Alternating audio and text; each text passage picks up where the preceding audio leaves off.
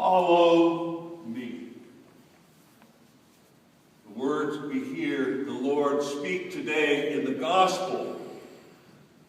He says to his disciples and he says to us, come join me on a life-changing journey.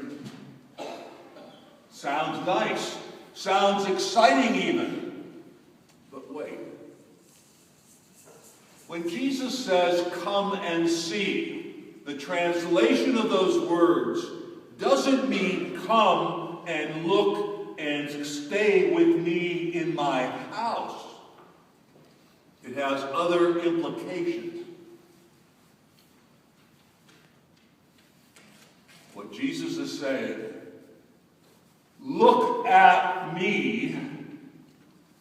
And he also tells his disciples, whoever has seen me has seen the Father. And if you want to understand who I am, if you want to understand who God is, then put your heart into what I put my heart into, and I will show you. Come and see isn't something antiseptic that we can stay far removed or just on Sundays deal with. Come and see is life-changing. Even for Simon, it's name-changing. But most of all, it changes the direction we follow. And it changes the direction in our way of life. Come and see is not a variation of joining a social club or a country club.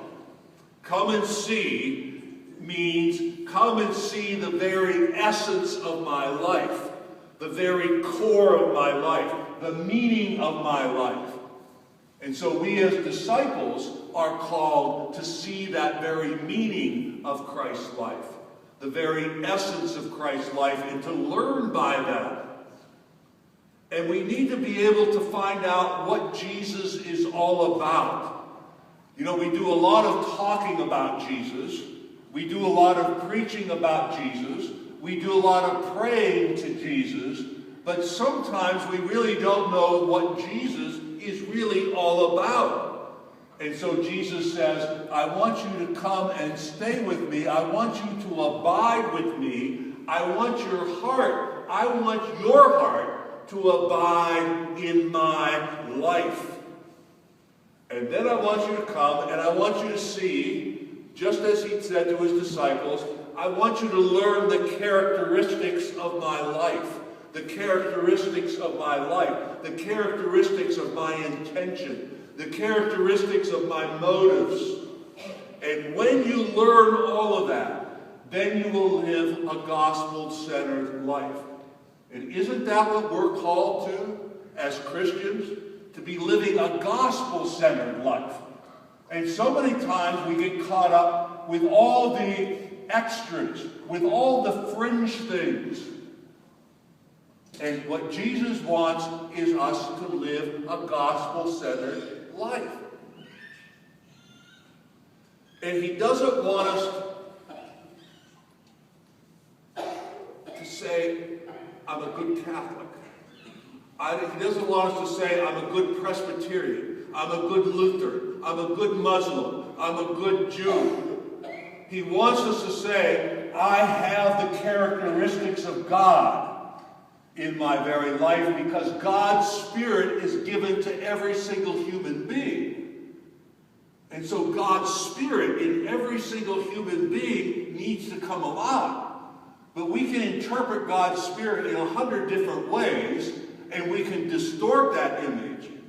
And that's why Jesus says, come and look and see what I do. And if you do what I do, then you will be following that Spirit of God in your own life. And so he says, I need you to come, and I need you to see, I need you to hear, and I need you to understand.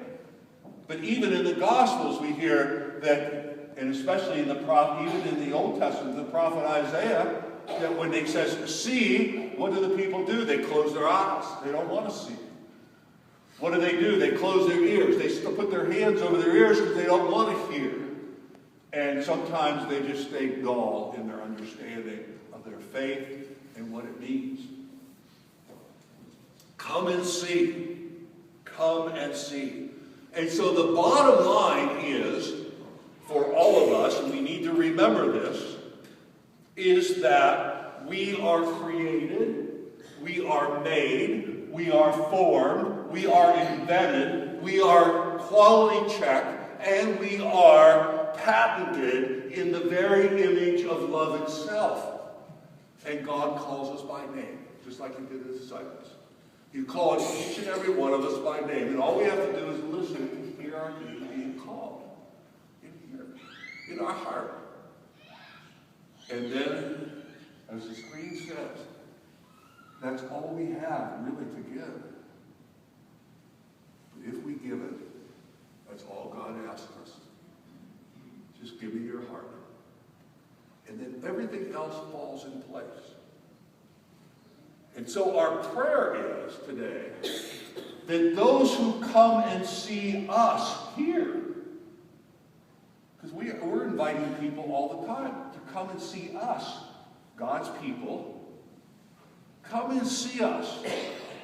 Come and see our characteristics as a parish. See our characteristics in our way of life as a community. And if we're doing what God wants us to do, they're going to see something unique. They're going to hear something unique. They're going to understand something different. And so we need to invite others to come and see how we live, how we all live, and how we believe. Because they will also then, by coming to see us, by hearing us, by understanding our way of life, they will also come to see Christ the servant.